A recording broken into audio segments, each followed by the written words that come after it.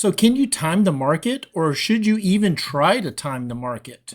We'll talk a little bit about that, and I also ended up selling a call on SPY just to make a little bit of money while we are under my purchase price.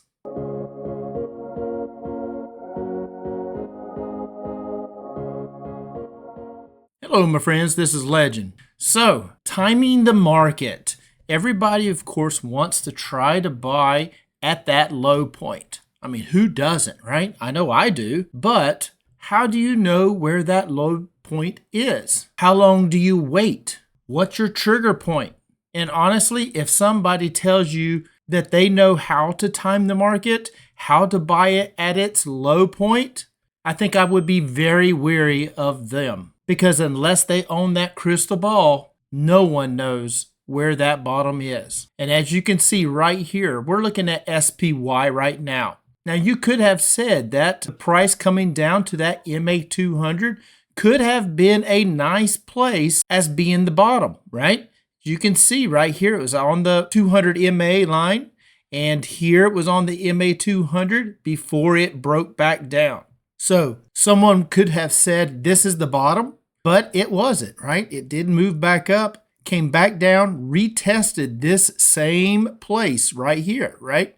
Retested that, broke down below it. So this definitely wasn't the bottom.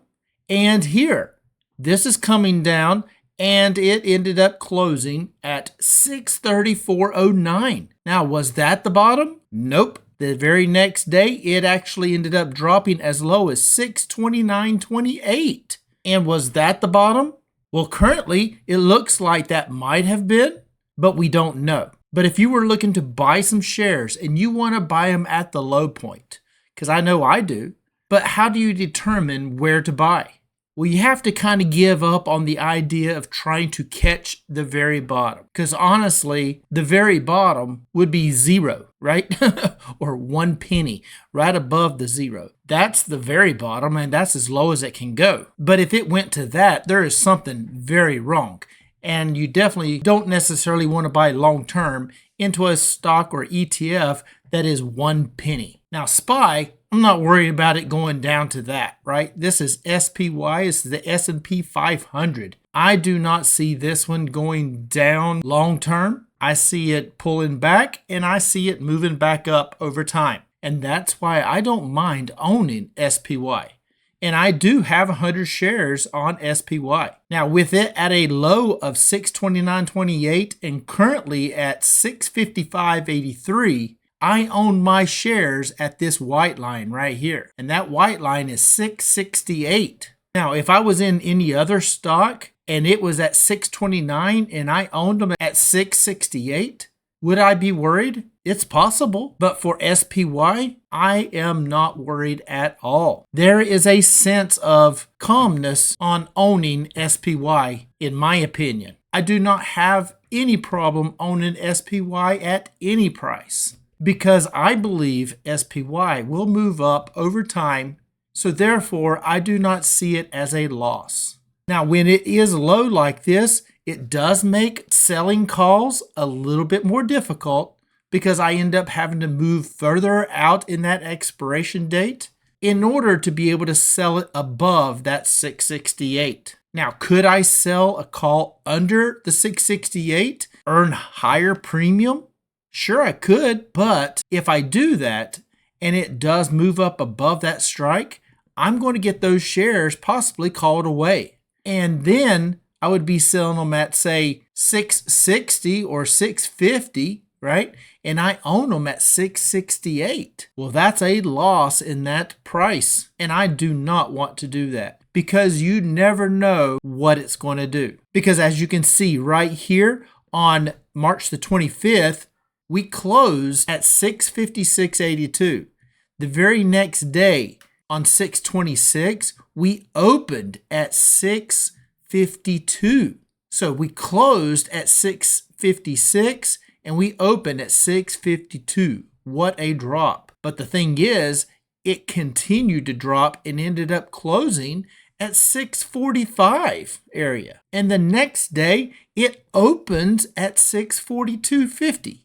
before moving all the way down to close at 634.09. So as you're watching this thing and it's just tanking, right?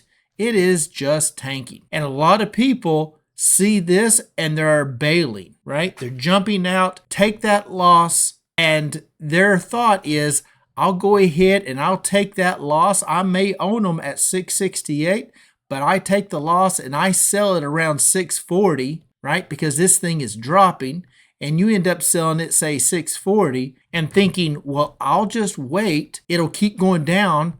I'll rebuy them and then be able to sell a call. Well, the tough part is, when do you rebuy? Because I don't know about you, but you always wonder, is it at the bottom or is it going to continue moving down? And when you're seeing these big drops like this, you're thinking, wow, this has a lot of momentum and this thing's going to be moving way on down.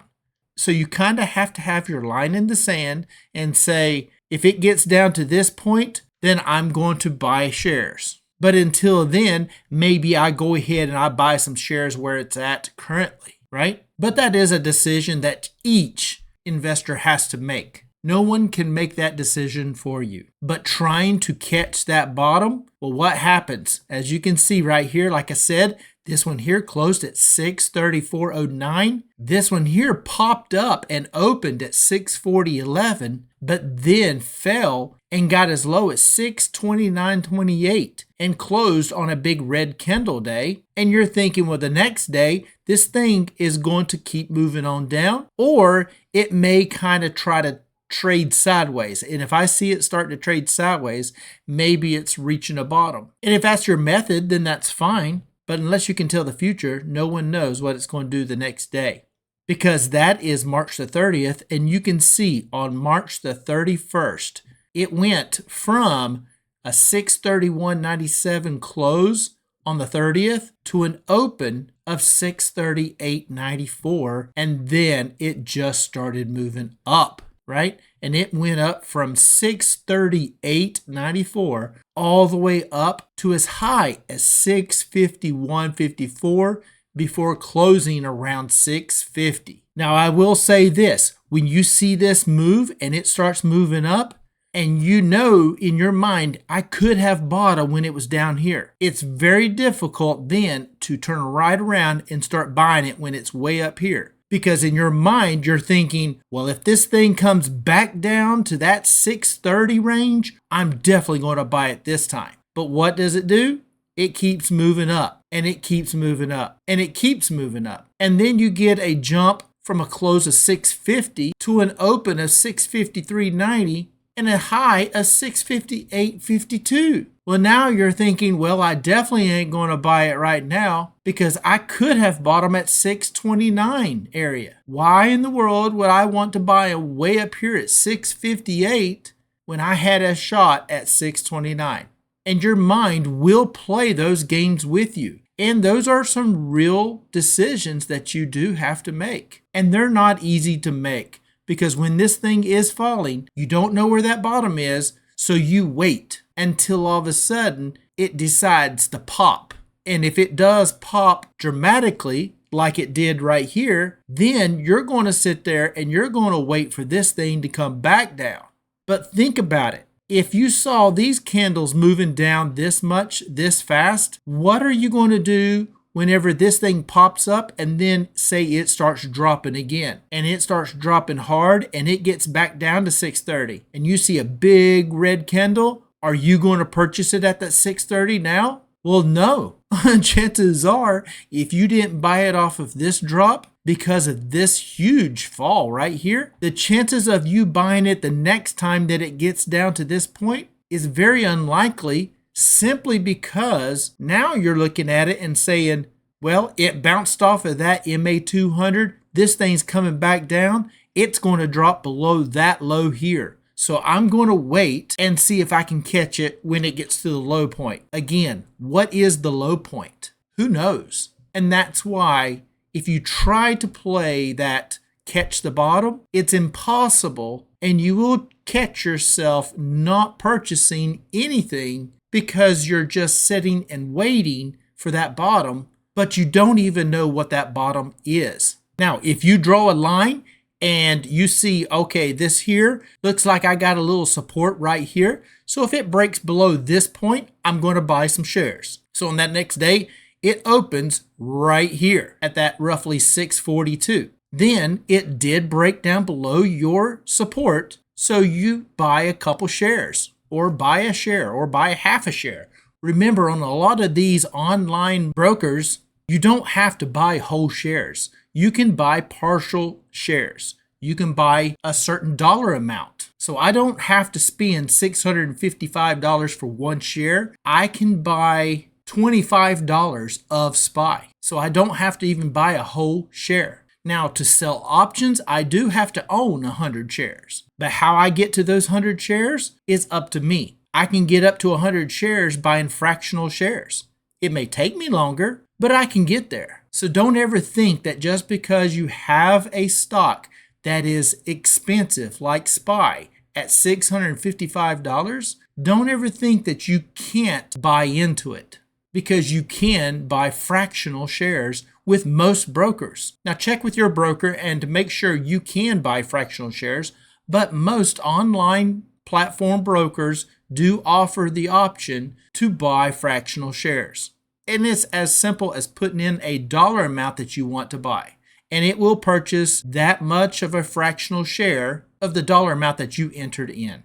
But my point here is, as this thing's fallen, you didn't buy it here because, why? Because you think it's going to continue to fall. And maybe it would have. But then it pops up and then it comes back down. Are you going to buy again here when it gets to this point? Maybe, but probably not, because the same reason why you didn't buy here, because you think it's going to keep going down, will be the same reason why you do not buy if it starts dropping later next week and it falls back down to this area. You might not buy then either, because you think it's going to continue to fall.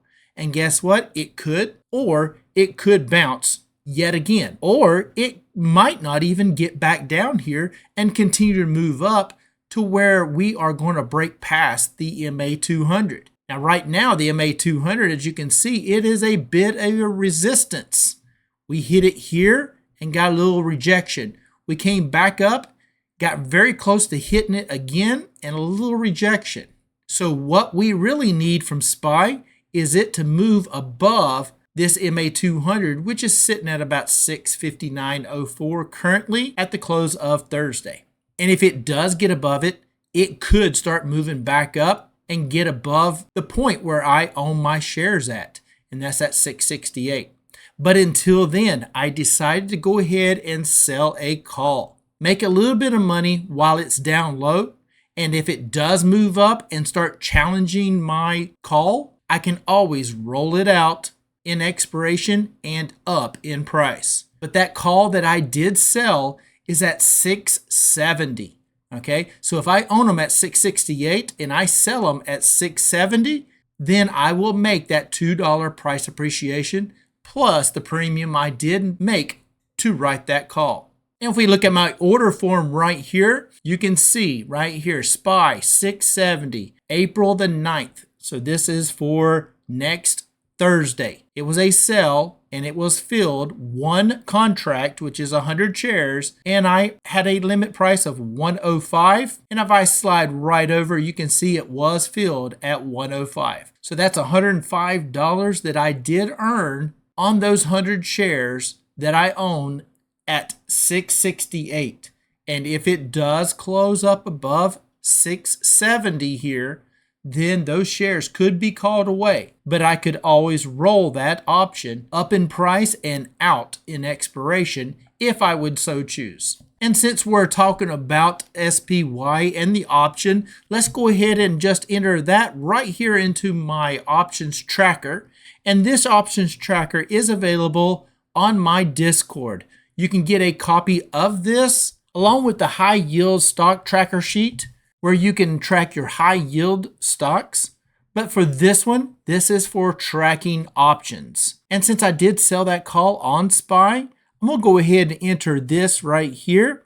And that way it can add in that premium that I did make. And if we scroll right up, you can see currently I'm at $4,213.77 that I have earned so far on selling my calls and puts. So sliding back down, and as you saw on that order form, that option that I did open was on 4-2. Ticker was SPY.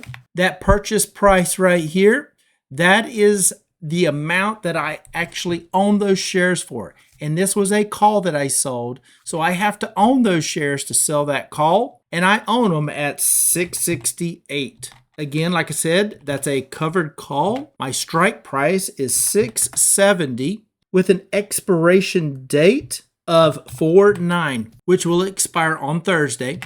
The premium I earned, if you remember, it was 1.05. Now my app is showing me that it cost me 7 cents to open this option. And how many contracts? I had 1 contract. So total premium is going to be $104.93 because that 105 times 100 shares is $105 minus the 7 cents for that fee is $104.93. And we'll slide right over here, and this contract is still open because it does not expire until April the 9th. And today being April 3rd, Friday, which is a holiday, so the market is closed today, but will reopen on Monday. And this expiration date is for that following Thursday. So now if we scroll right up, you can see my total amount that I have earned is $4,318.70. So it added in that a little over $100 right into this amount and just keeps increasing, right? Now you can see I still have a couple that are open. The TJX that I did roll out previously is a covered call. I own those shares at $146.25. It has an expiration date of June 18th. And that one is currently still open. Now with a strike of 150 and that current price being 161 means that those shares will be called away if the price of TJX stays above 150. And I'm okay with that because my purchase price of those shares is $146.25.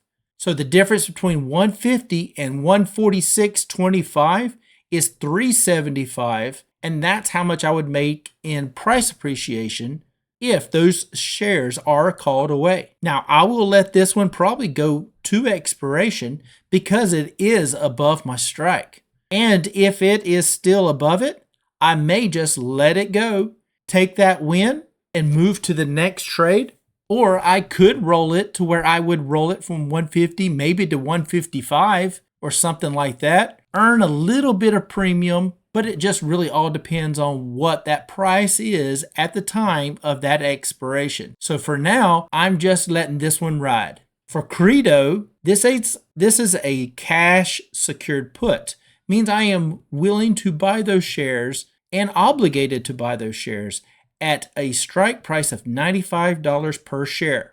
Now, the price of Credo did pop up earlier, and it's moved back up to $101.45. So it is above my $95 strike, and therefore, if it stays above that 95 by the end of next week, which is April 10th, then this one will expire worthless. Now, I do not have to wait until it goes to expiration. I could buy this back at any point. Let me go ahead and show you what I mean by I can buy this back. Because see, the premium I did earn was $5.95, okay? Now, I would have to pay money back to close it early because it still has some time value, right? So I'll have to pay that time value to get this one closed out if I wanted to close it early. Now, I sold to open this put, so I'll have to buy to close that same put in order to close out that option. So let's take a look at the Webull chart, and we'll take a look at the options on Credo and see what this 410 expiration at a $95 strike would cost to close it if I did it on Thursday. Now, of course, this is after hours and this is on the weekend, so I can't necessarily do this, but who knows what Monday would look like and would it benefit me to go ahead and close it? Of course, it is a decision that each investor has to make. But let's take a look at the Webull chart and check it out. All right, so here we are on Credo, and you can see it has been moving down lately, but we did have a nice little pop-up right here. Not saying that it's going to stay moving up. It could continue to move down. Who knows? But we'll see as time will tell. But just off of this pop-up, let's just see how much it would cost to actually close it, because I am curious. So we'll just go right over to our options chain, and you can see right here, this is the full options chain. These are all of the available expiration dates. And for this one, I had April 10th. So we'll just open April 10th and we'll scroll right on down as I had a $95 strike. And you can see right here, it says strikes. These are the strike prices. Now this is the put side and this is the call side. And it was a put that I sold at 95. So you can see right there, it's got that -1 because I did sell a put at $95. And that's how you can read this chart. How much would it cost me to buy this back? Well, it would be between $205 and $220, and it gives you the mid price right here. Not saying that that's what you can get for it. That's just a mid price, right? But usually that's about the price I usually try to go for. I usually try to get that mid price. So that mid price is roughly $2.12. And just to keep the math simple, let's say I bought it back for $2 even. So back on my options tracker sheet right here, you can see I made or got paid $5.95. And if it costs me $2 or even $2.20 to close this, I'm still going to make $3 and some odd cents after this is all said and done, because I did get paid $5.95. And if I actually pay $2 or $2.25 or whatever it is, I make that difference. That is what I clear. So I could indeed have bought this back for about $2 and say 20 cents or something like that, and made about $3.75 on this closed trade at that time. And that's not too bad, right? And what does that do for me? Well, that takes the risk out, right? I no longer am obligated to purchase those shares at $95 a share if I close this out. Now, keeping it open, if it does drop below that $95 by April 10th, then I would be obligated and I could be forced to purchase those shares at $95. Now, maybe I'm okay with that. Maybe I want those shares at $95 because then I can turn right around and sell a call for, say, $100 on those shares and make premium. And what would that actually make? I can go right back to my options chain right here and say we go out to April 17th. And then I scroll right down here at a $100 strike out to April 17th. Or remember, the previous was an expiration of April 10th. Okay. Now, granted, this is out a couple weeks, right? This is out a couple weeks because this is out to April 17th. But you can see on a $100 strike, if I was assigned them or purchased them at 95, that $100 strike would pay me $770 for a call that I would sell. Now that again is going out almost about 2 weeks. And just for fun, let's just see what it would pay for a week. Now the numbers are not guaranteed, of course, because they do change day to day, hour to hour, minute to minute.